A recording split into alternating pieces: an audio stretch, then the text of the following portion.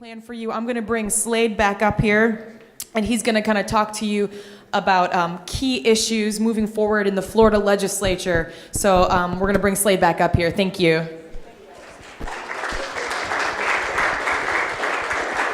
Thanks. Before I get started, I want to introduce a couple of people. Joyce Malone, can you raise your hand? Joyce is our grassroots director in Florida. Todd Parrish. Todd is a field rep that covers the villages and that whole area up there. Andres, are you still in the room? Andres does Hispanic outreach for AFP. So get to know all of those folks as well. And one other person that I see is not on the agenda, Eric. Would you stand up real quick and wave to everybody? Eric Telford is with the Franklin Center. He used to be an employee at Americans for Prosperity. How many of you are familiar with Ride Online? Well, Ride Online was Eric's brainchild.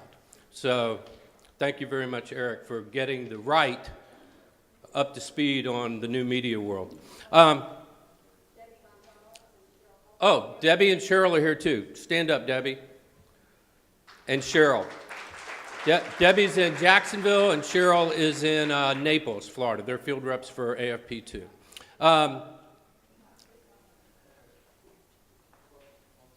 We at AFP want to fundamentally change the way Florida does business. And I need your help to do it. And part of, you guys are all here and you're learning about new media and how to change the narrative and how to move the needle. We're going to come out in the next 4 weeks with a plan that I think is pretty bold and I think can fundamentally change the way Florida does business moving forward. But for it to be effective, I'm going to need all of you to be involved. I'm going to need you to keep it churning. I'm going to need you to be on Twitter, to be on Facebook, to tell your friends, to write letters to the editor, to talk to candidates, et cetera. So let me tell you what we're planning on doing. As you all know, we've got a tough economy here. It's getting better, but we have a tough economy. Florida has the second highest foreclosure rate in the nation. So while Governor Scott, I believe, has done a fairly good job so far in trying to turn that around, we're nowhere near where we need to be. And we have a legislature that is dominated by Republicans, but I don't think they're really pushing the needle as far and as fast as they need to. And so we need to hold them accountable, and we need to basically take the issues that are important during a legislative session and make those issues during campaigns. Because if you don't make them issues in campaigns, they're not going to do it during the legislative session. Right? All right. So we have a 5-point plan that we're going to be releasing, like I said, in the middle of June. And I want to give you a little bit of a preview on what's in that plan and what we're going to be talking about. First is tax reform.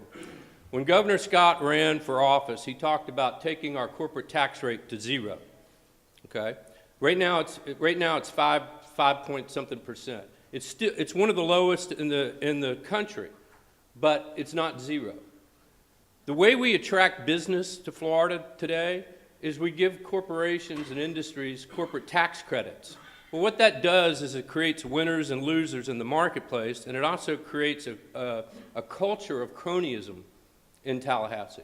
Because what ends up happening is those companies or industries that come into the state hire a cadre of lobbyists to keep those tax credits coming, and those dollars filter back through campaigns, and those campaign dollars go to favored candidates, and it's a vicious circle. And again, it creates winners and losers in a marketplace, and we don't want to do that. We shouldn't have industries that are most favored industries. We should be open for business for everybody. So by taking the corporate tax rate to 0, we basically put a billboard on the state that says we're open for business. Now, I know so I can see people's wheels turning in their head. Well, what are we going to do about the revenue side of that? It's actually not that much money. It's less than 2% of our total budget. We can find that in waste and fix and in government today and take that out. And we'll provide a budget for the legislature and for the governor that shows where that waste is that they can take out. All right, number 2, You know, the definition of insanity is doing the same thing over and over again and hoping for a different result.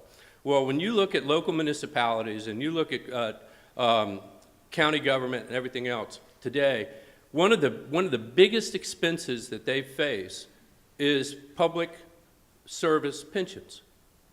Okay, I mean, you know, you see what's happened in Wisconsin with Walker. Well, we have a little bit of a different approach in how we should fix that.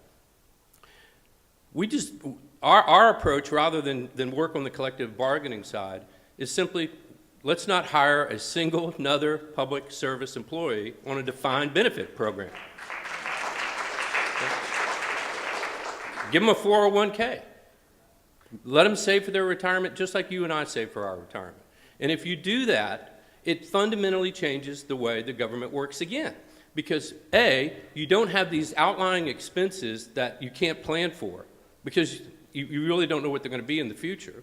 Secondly, just like on the corporate cronyism side with the corporate tax credits, the unions, part of your taxpayer dollars goes to the unions. The unions then pull that back around and put it into the campaigns, and that funnels back around. So you have cronyism on the left, you have cronyism on the right. We can fix both of those things, again, by taking the corporate tax rate to 0 and not hiring a single another person on a defined benefit program moving forward. Third, expand school choice in Florida. You know, parents need to have better options to get their kids out of failing schools, and more choices and more competition in the marketplace for schools. Fourth, we need to reform citizens insurance. I mean, citizens insurance is supposed to be the insurer of last resort, but it's the biggest insurer in the state. And right now, if we had another Andrew-type hurricane that came into Florida, it would literally bankrupt the state. We've got to introduce the marketplace back into the insurance field in Florida and really depopulate citizens. And then last but not least, Governor Scott's done a pretty good job on the deregulation front. He's already eliminated 1,000 regulations that were essentially not necessary. But one of the things that I look at when you're a business and you're looking at coming into a state or you're looking at starting a business, the permitting process in this state and in these towns and in these cities is just ridiculously complicated.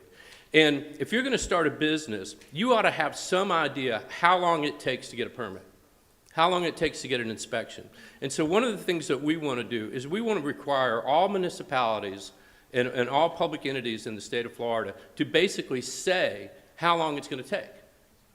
So if it takes 2 weeks to get a business permit or 2 weeks to get an occupational license in Orlando, and it takes 8 weeks to get one in Lake Mary, that should be online so that you know the difference. Because if you're going to start a business, you need to know what that startup cost is going to be.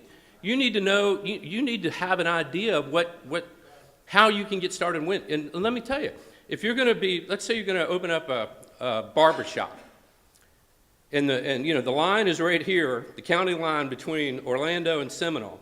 If it's going to take you 6 weeks to get a permit in Seminole and 2 weeks to get a permit in Orlando or Orange, chances are you're going to go on that side of the street, right? Well, what will end up happening if we force counties and cities to publish how long it takes to get these permits, they're going to have to be more efficient. And that efficiency, that competition will make everything better, and government will be better served, and we'll be better served by that government going forward. So those are 5 things that we're going to come out with.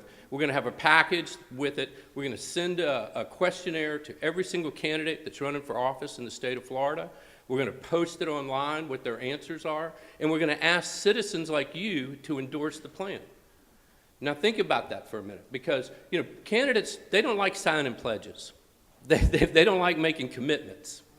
But if they see that citizens in their district have endorsed a plan in numbers, they're going to start looking at that plan a little bit more seriously, and they're going to start taking it a little more seriously. If there's 20 people in a district that have signed the plan, but if the following week there's 200 people in their district that have signed the plan, a little bit more attention.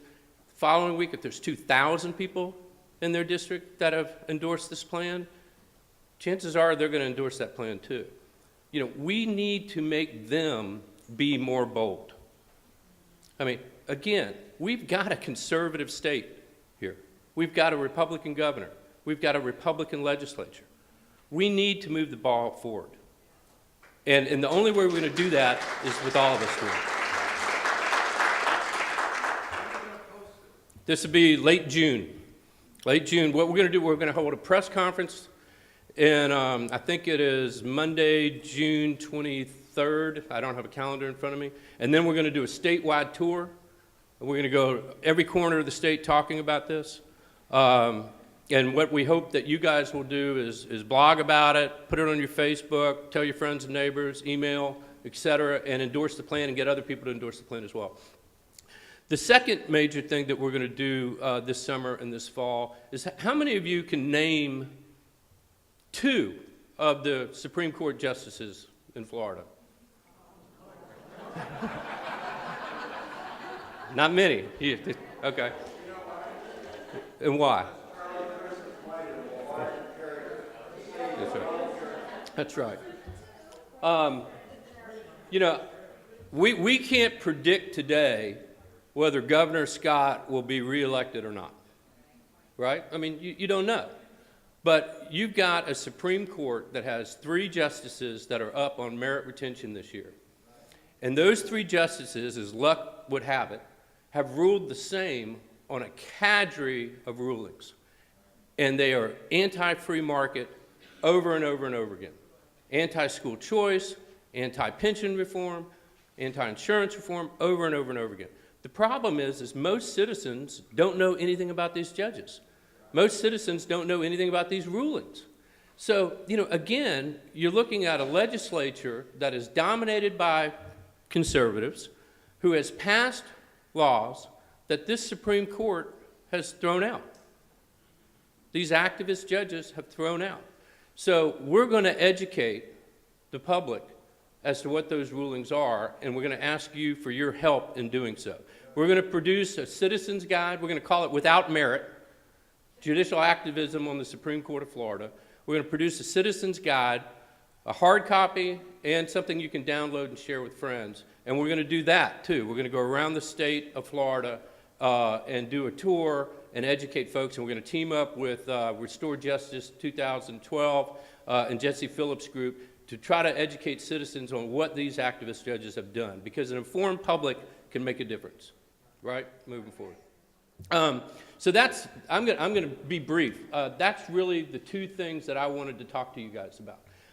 And again, your activism and your ability to talk to others and your ability to build your network, which is why you're here today, is to learn how to do that, is critical to our success, our collective success in moving forward. So when we come out, like I said, in June with this plan, I hope you guys will embrace it and talk to the candidates that in your particular districts and ask them to endorse the plan, endorse it yourself, go back to your clubs, go back to your churches, go back to your community, and ask your neighbors to endorse this plan as well, because I really think we can fundamentally change the way Florida does business if we all get together and do this. Thank you.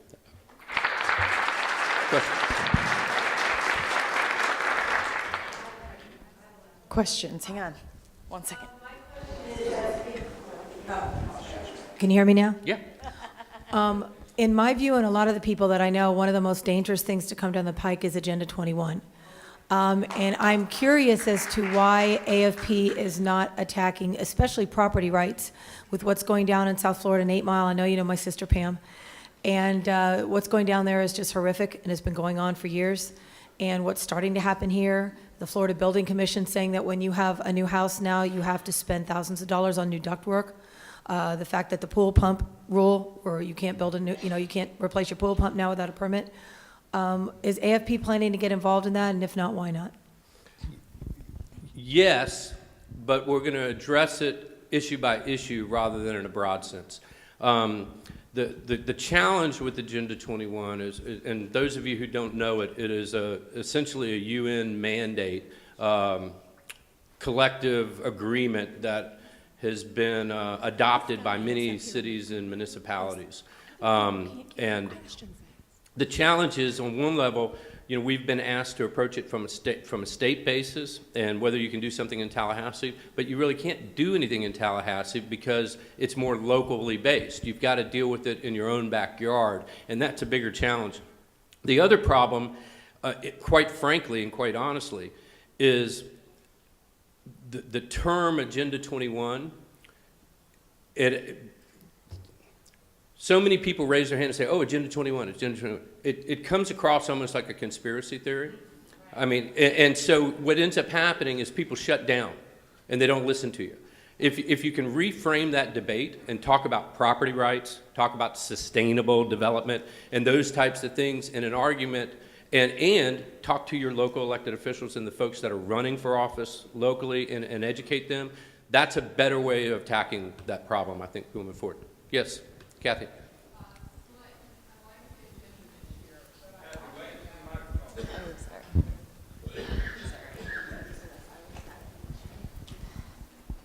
Sorry, Buck.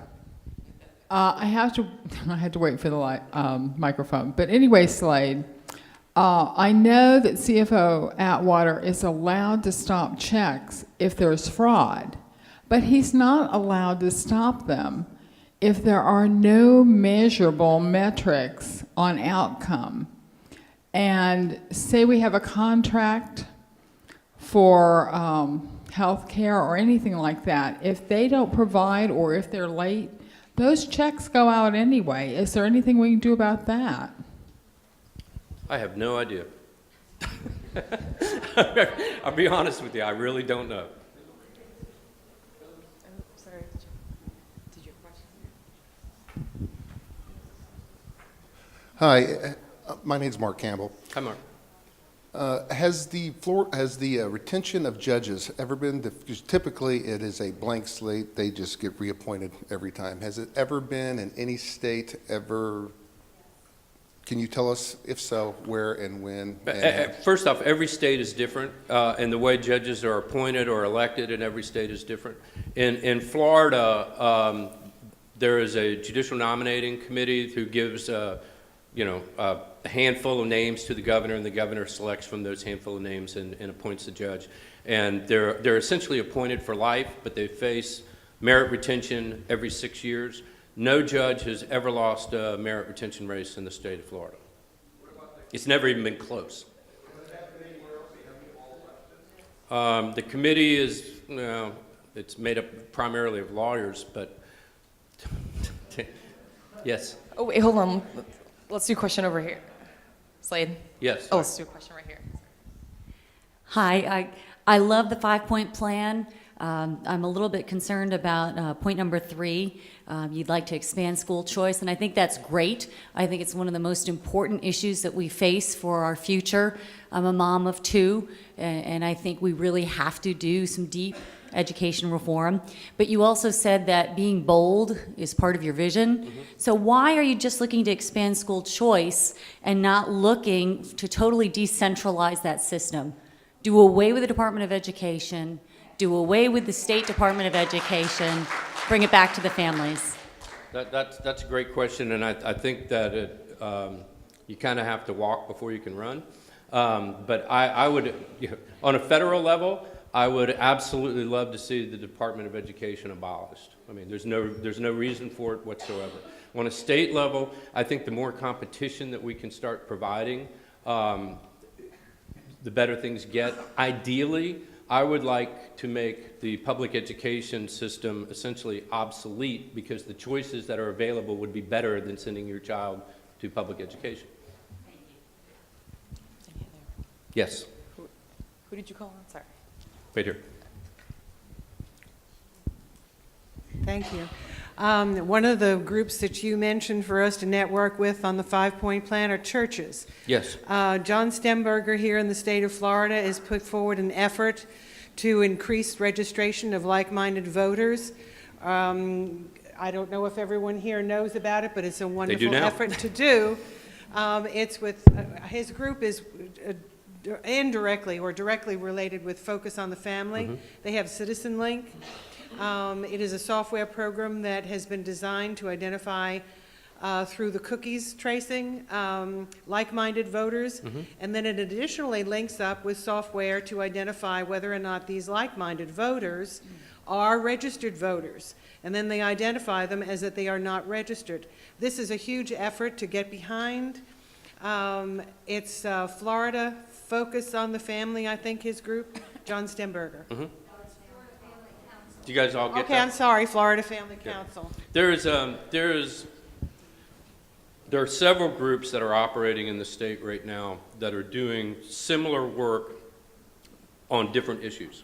AFP, similar to what this group is doing. AFP, as I introduced some of the field reps in the audience earlier, we have 18 field reps in the state of Florida, and we're very, very committed to educating citizens in the state of the failures of the Obama administration.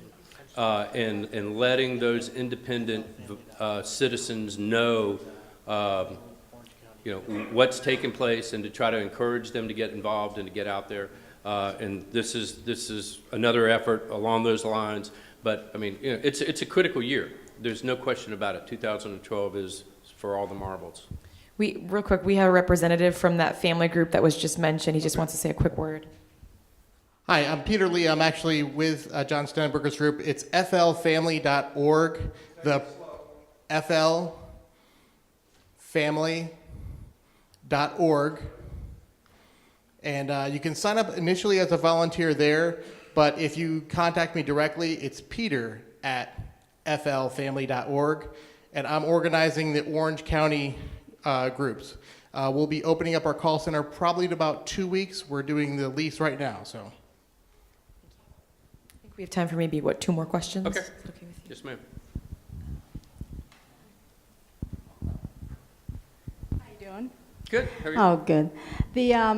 You were saying that candidates don't like commitments, but I am one candidate who does. Good. I believe full-heartedly in cutting corruption. I want to make big improvements. I believe hugely on open government, because more things that are hidden, the more corruption that comes out, or that's actually there and stuff. But anyway, I just wanted to go ahead and let you know that I'm very big on, I'm actually running on the local level. I'm running for clerk of the circuit court in Pasco County, but I'm also, I started running because of holding an elected official accountable.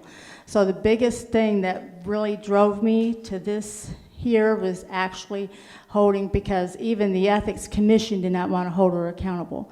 And unless I could prove that she had something financially to gain by it, even though what she did was completely unethical and immoral. And so I'm really big on learning. Good luck. All I can on that. Thank you. I think last question right here.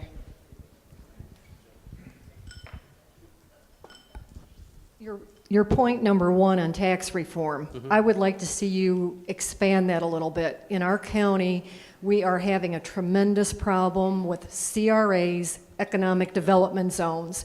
These are absolutely sucking the taxpayers' dollars out. We've tried to knock on Governor Scott's door and meet with him, because we've met with legislators. Thanks to AFP having the rally and tally, we were able to meet with a lot of the administrative aides and such. But all they told us was, you've got to get to Governor Scott. So is there any way that you can include this tax reform for, CRAs and economic development zones? As you know, California's saying these are bad things, and let's level this slate. Thank you. Yeah, one of the things we're doing right now is we're collecting ideas. And so, shoot me an email, and let's talk about it. We're partnering on this plan with people like the James Madison Institute, the Foundation for Government Accountability, and the Heartland Institute. And we're really looking at ways that we can, like I said, fundamentally change the way Florida does business moving forward. So, let's get the ideas in the package.